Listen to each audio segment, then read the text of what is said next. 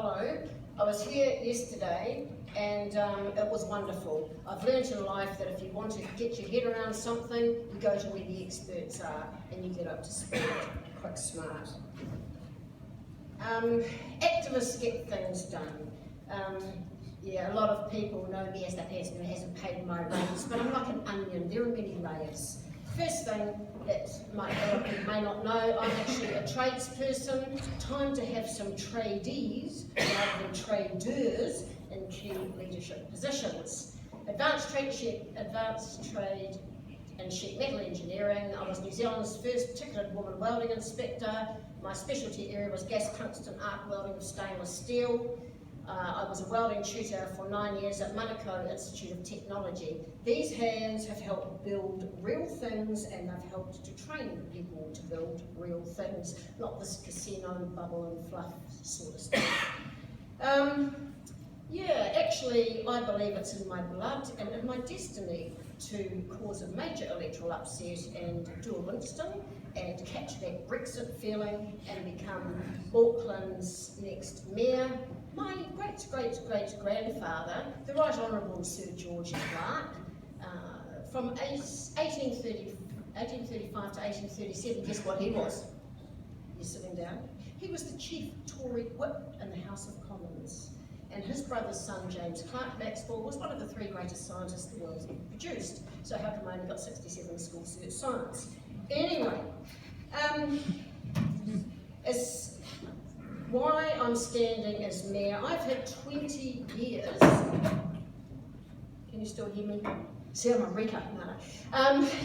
20 years experience in Auckland local government as a genuine public advocate against privatisation, particularly water, and latterly against corruption. I've been to 5 international anti-corruption conferences, and I do have my head around transparency and what is required. I was afforded the honour last year and this year of being asked to be one of a small number of New Zealand experts on the World Justice Project International Rule of Law Index. And so I've never been to university, I've never had a day's formal legal training in my life, but I'm not stupid and I can read and I will defend myself like no other. So, I will be holding Auckland Council and CCOs accountable to the rule of law, because at the moment it's like the Wild West, and that's not a good thing.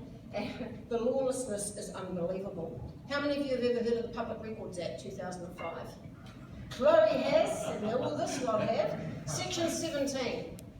Every public body and local authority must create and maintain full and accurate records in accordance with prudent business practice, including those of independent contractors.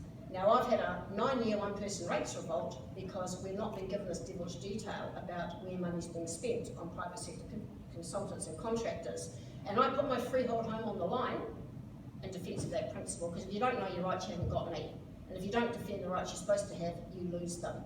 Faint heart never won fair go, and although I had a lot of people saying, oh, Penny, you've done enough, back off, you don't want to lose your house, I just went, 2-year-old tactic. Nah, because, and what happened is help cast a huge public spotlight on the lack of transparency. What I'm seeking is this devilish detail: the unique contract number, the name of the consultant or contractor, a brief description of the scope of the contract, contract start and finish dates, exact dollar value that attracts to each and every contract, including those subcontracted, and how is the contract awarded, by public tender or direct appointment. Now, as far as Auckland Transport is concerned as a CCO, the underpinning law, always look for the underpinning law. The underpinning law that covers the functions of Auckland Transport is to be found in section 39 and 40 of the Local Government Auckland Council Act 2009.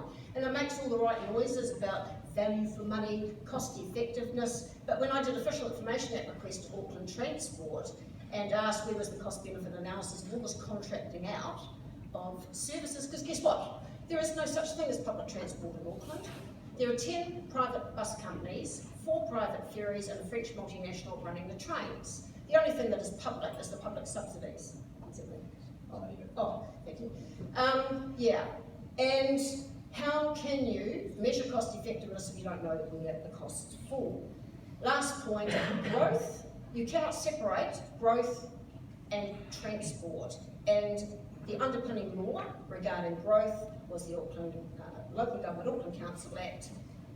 Section 79, spatial planning is supposed to be evidentially based and coherent, yet we had Auckland Council working to the mantra of an extra 1 million people coming to Auckland by 2040, and Auckland Transport and Watercare working to media, an extra 700,000 people coming to Auckland in that time.